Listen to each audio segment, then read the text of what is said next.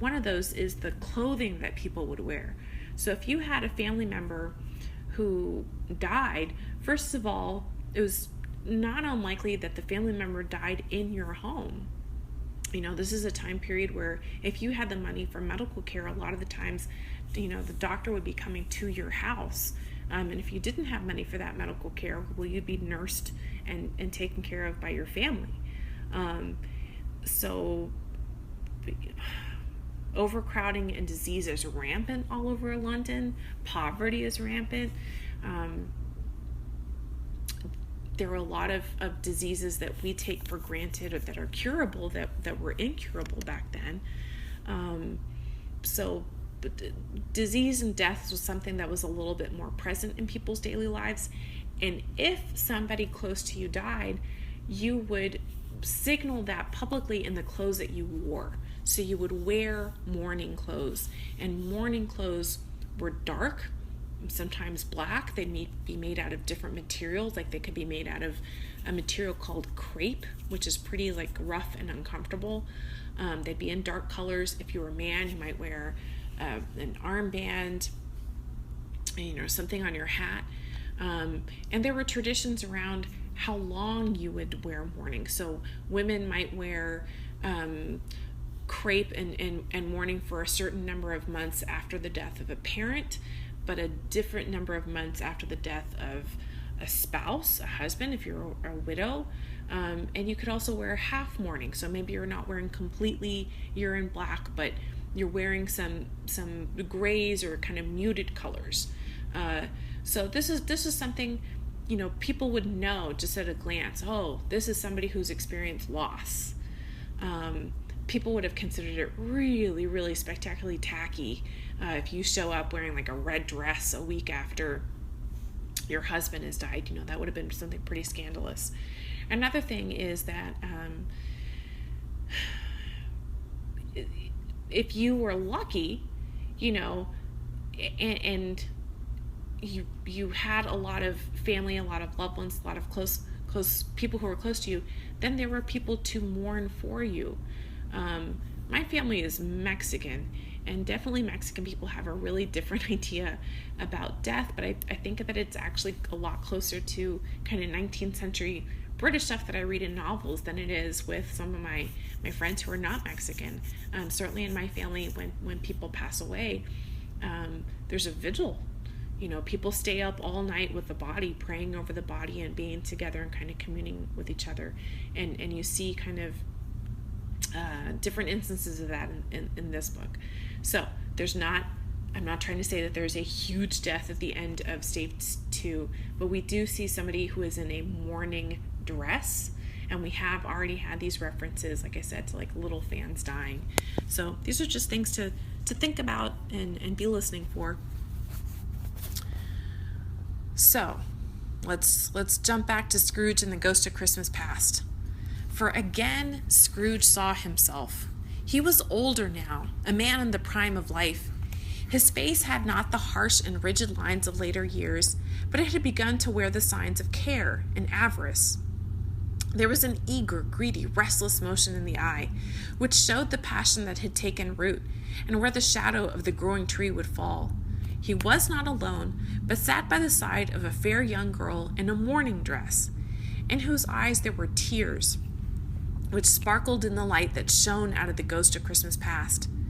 "It matters little," she said softly, "to you, very little. Another idol has displaced me, and if it can cheer and comfort you in time, as I would have tried to do, I have no just cause to grieve." "What idol has displaced you?" he rejoined. "A golden one." "That is the even-handed dealing of the world," he said. "There is nothing on which it is so hard as poverty, and there is nothing it professes to condemn with such severity as the pursuit of wealth." "You fear the world too much," she answered gently, "and all your other hopes have merged into the hope of being beyond the chance of its sordid reproach. I have seen your nobler aspirations fall off one by one, until the master passion, gain, engrosses you. Have I not?"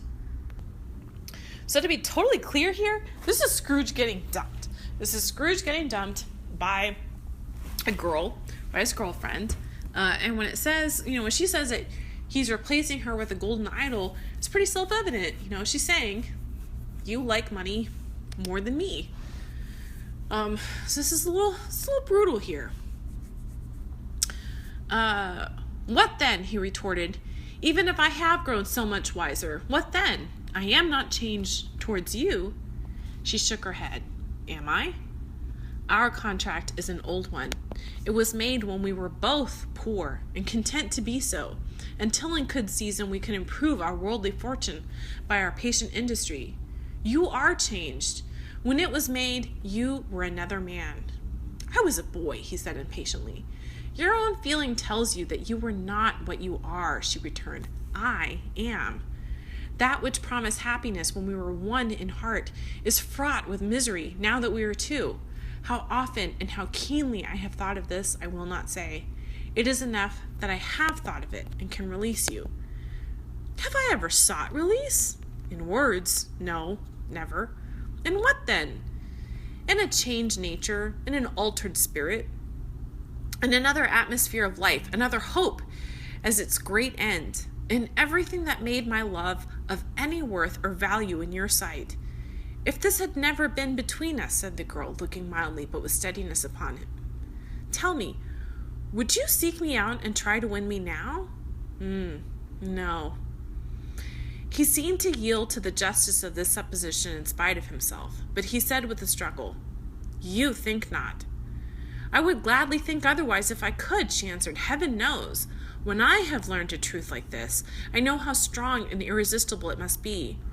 But if you were free today, tomorrow, yesterday, can even I believe that you would choose a dowerless girl? You, who in your very confidence with her weigh everything by gain.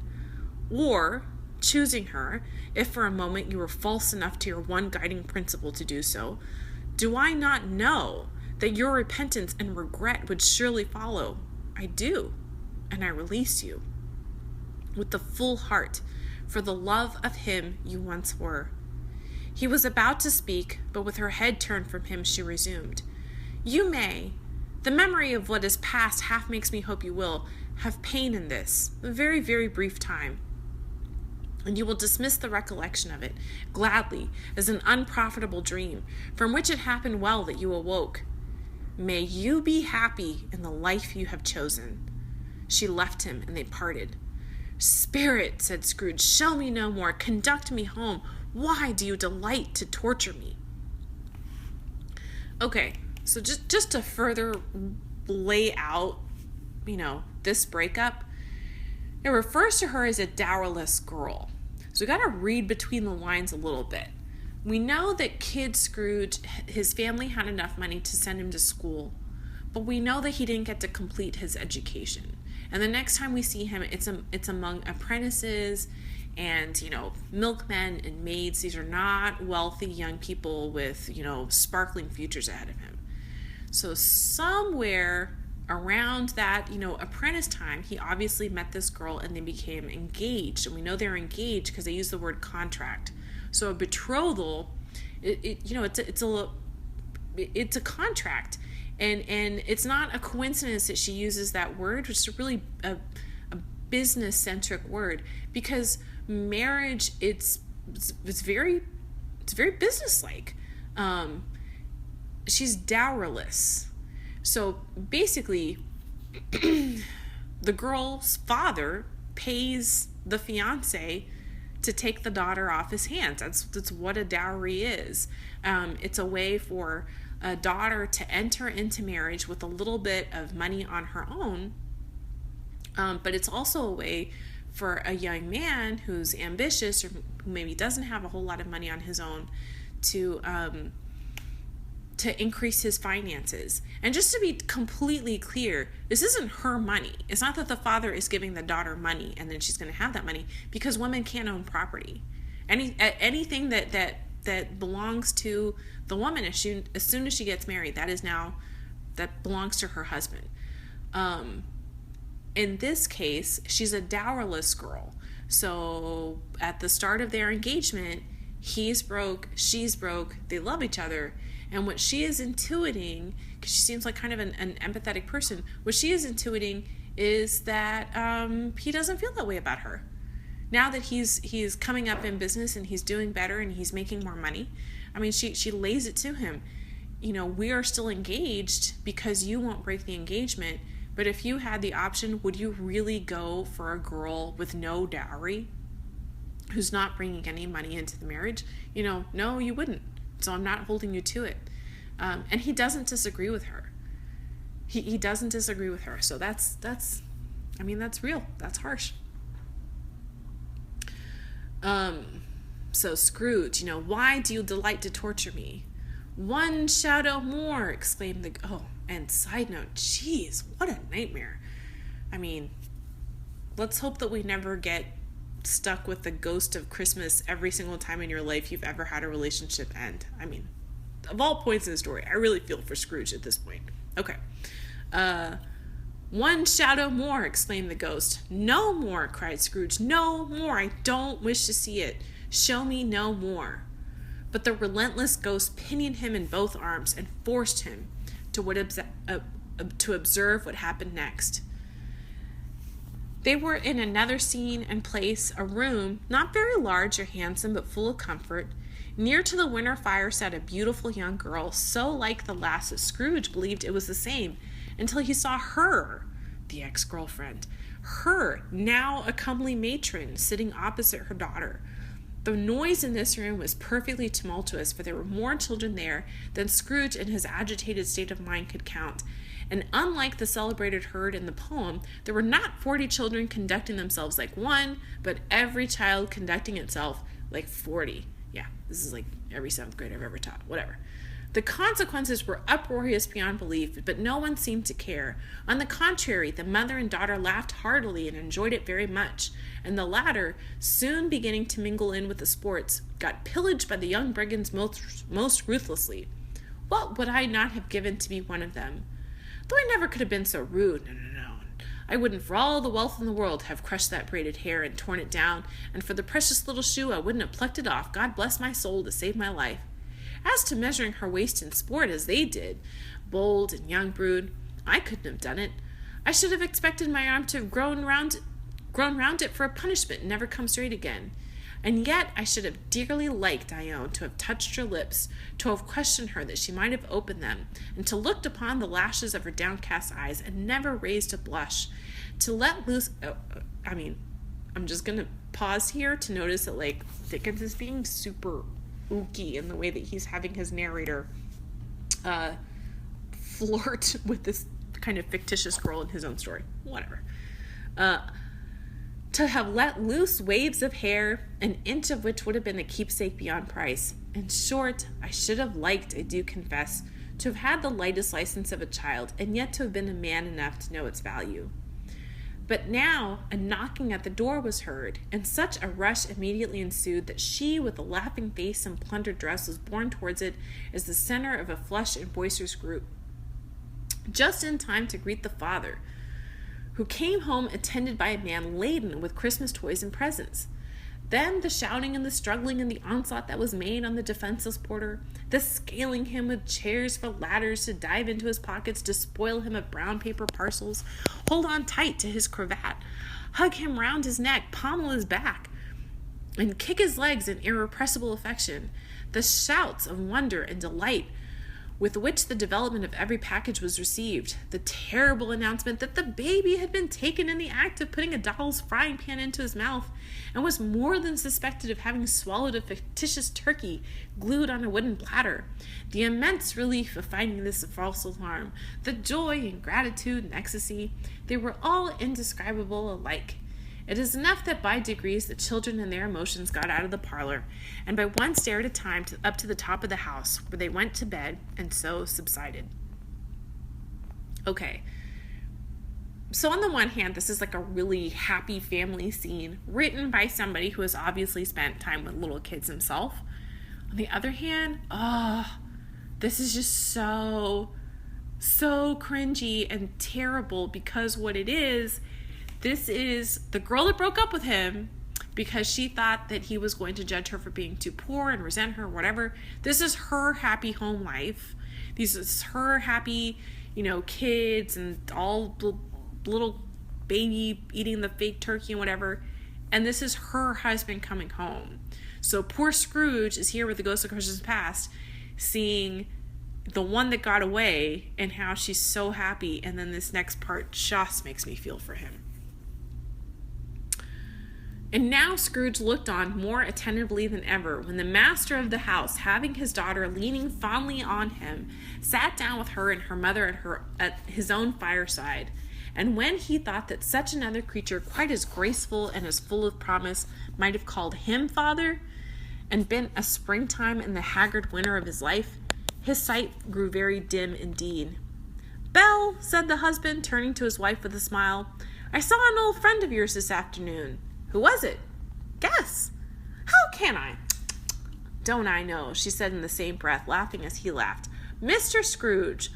Mr. Scrooge it was. I passed his office window, and it was not shut up, and he had a candle inside. I could scarcely help seeing him. His partner lies upon the point of death, I hear, and there he sat alone, quite alone, I do believe.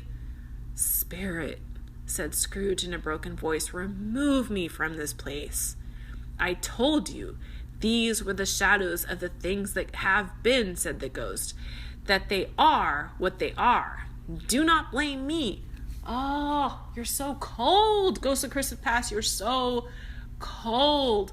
Oh my God, poor Scrooge is literally having to listen to the one that got away, her husband being like, "Oh, I ran into your ex-boyfriend and he looks so sad and lonely and pathetic." Oh, poor Scrooge. Okay. Hunger Games salute. "Remove me," Scrooge exclaimed. "I cannot bear it." "Me either, Scrooge, me either." He turned upon the ghost, and seeing that it looked upon him with the face, in which in some strange way there were fragments of all the faces it had shown him, wrestled with it. "Leave me, take me back, haunt me no longer." In the struggle, if that can be called a struggle, in which the ghost, with no visible resistance on its own part, was undisturbed by any effort of its adversary, Scrooge observed that its light was burning high and bright, and dimly connecting that with its influence over him, he seized the extinguisher cap and by a sudden action pressed it down upon its head. So he's covering the light of memory. The spirit dropped beneath it, so that the extinguisher covered its whole form.